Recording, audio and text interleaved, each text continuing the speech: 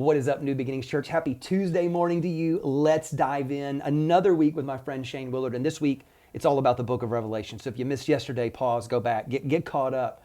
Because you definitely need part one before we get into part two. But, you know, the other thing that I think about when I think about the book of Revelation is it seems like when you hear people talk about it, you got some people that think that it's only about the future. Right. Other people think that it's only about the past, or some people think it's kind of like half past, half like Some sort of strange hybrid. strange hybrid. Like, you know, when you think about the book of Revelation, it obviously is rooted in a historical context. Definitely. What is the history behind the book of Revelation? So there's a big story, a small story, and then our story. So the big story is the Roman Empire. It was run by a group of people called the Caesars. They were dominating the whole world.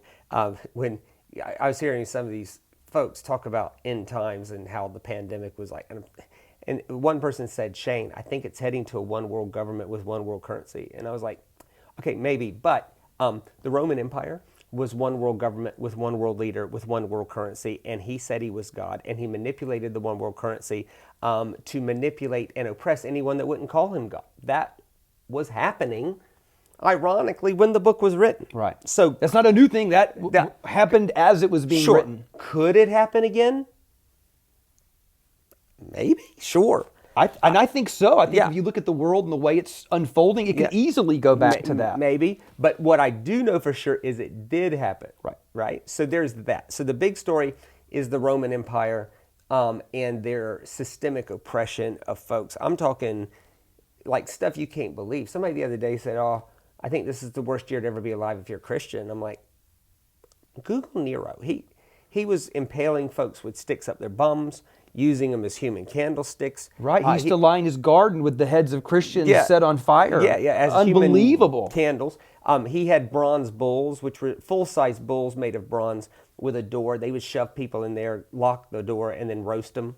Look, whatever your problem is with Biden, okay, not Nero, right? So let's get that straight in terms of perspective, because a lack of perspective is the enemy of hope. But so there's the big story of the Roman Empire, their oppression. Then there's the small stories.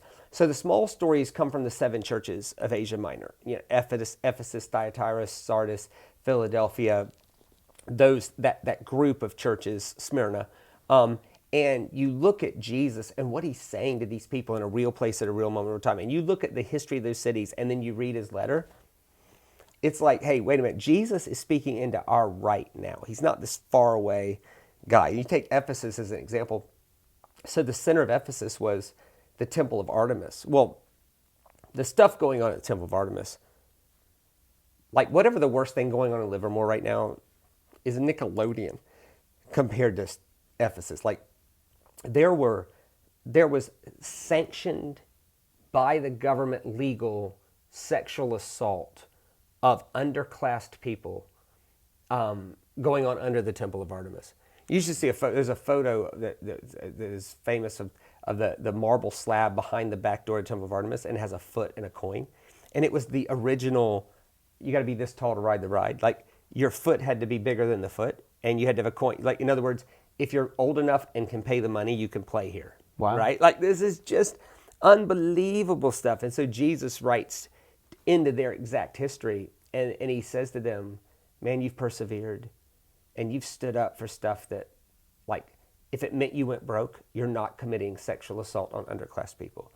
And I honor that. But in all that, you lost your commitment to love people. And I'm calling you back to that. And I think that has a big lesson for us today. Like, the church does not want to be known for drawing hard lines in the sand about doctrine.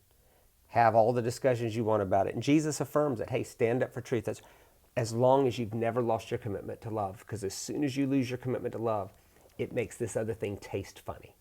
And so there's the big story, the Roman Empire. Then there's the small stories, Ephesus, Sardis, Thyatira, Smyrna. But ultimately, there's our story. And if we can't find ourselves in the story. And our story is, how are we using our power to serve, love, or to oppress and hold down? Or does our life look like the beast or the lamb? And in our steadfastness around what we believe, have we lost sight of our calling to love? because that's what we want to be known for. Discuss this, but be known for that. So when you think about the book of Revelation, you say, man, I can see it speaking to the entirety of the Roman Empire, what was going on.